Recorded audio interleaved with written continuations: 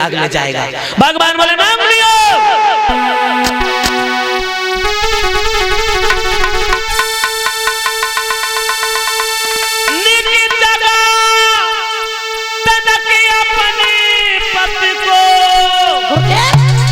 हमें बात उसी से करना है। अच्छा।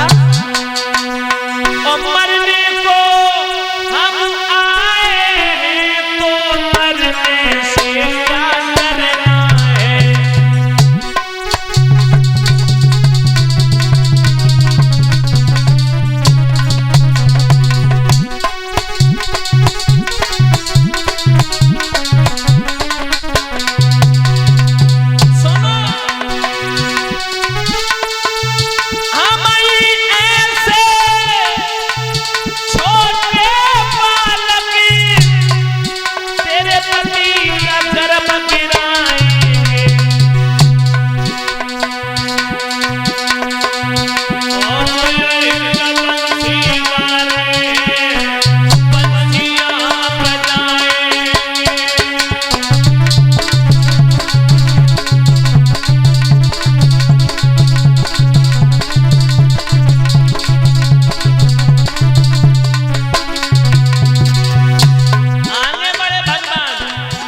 नांगरिया बोली जा, पता चल जाएगा तुझे भी। आगे बढ़े हरि नाम की तुम दियो दबाए,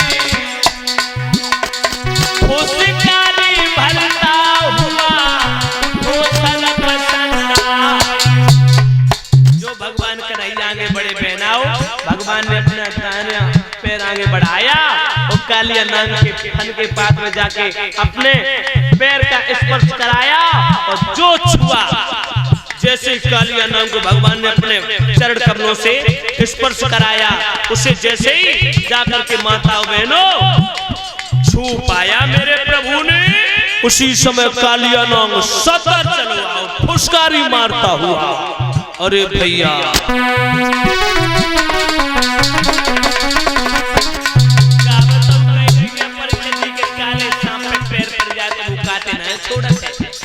हाँ बिना काटे छोड़त ना। भन भन सन सन भन भन ध्वनि करे, तू तो मन मोहन से सिमट गया। हन हन के भन मारता हुआ प्रभु के बदन से लिपट गया।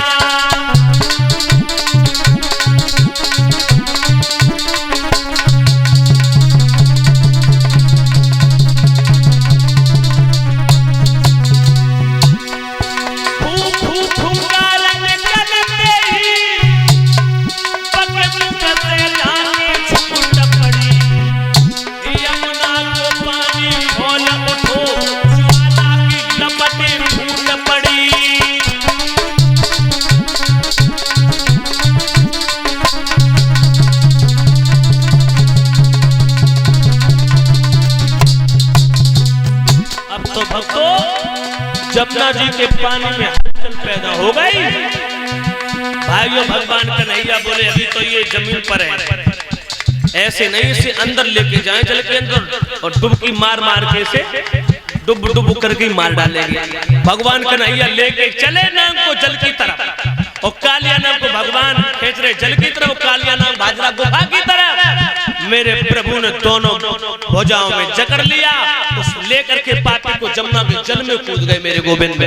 अब भाइयों काला नाग अब पानी में भगवान कन्हैया डुबकी लगा देते हैं, कालिया नाग भयभीत हो जाता है। मेरे गोविंद के बदन को चारों तरफ से जकड़ लिया, फुसकारी मारता है, मुंह से ज्वाला की लपटें निकलती है, यमुना का पानी खोलने लगा। माता बोलो भाई बंधुओं, भगवान कन्हैया समझ गए घमंडी अभी पहचान नहीं पाया मेरे को। मेरे प्रभु ने अपने शरीर के आकार को बढ़ाया और शरीर को इतना गर्म किया, इतना गर्म किया, इतना तपाया कि कालिया नाग जलने लगा।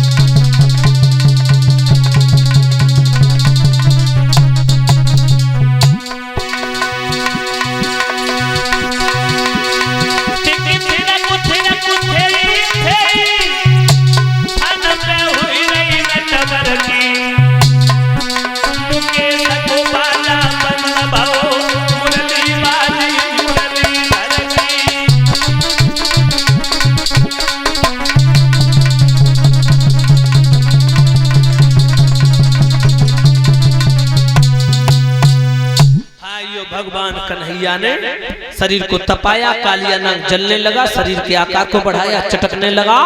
जैसे भागा भगवान के बदन को छोड़ के मेरे प्रभु ने आगे बढ़ के एक घूंसा दिया, और जैसे नाक में मुक्का मारा माताओं, कालिया नाग जमीन पर गिर पड़ा।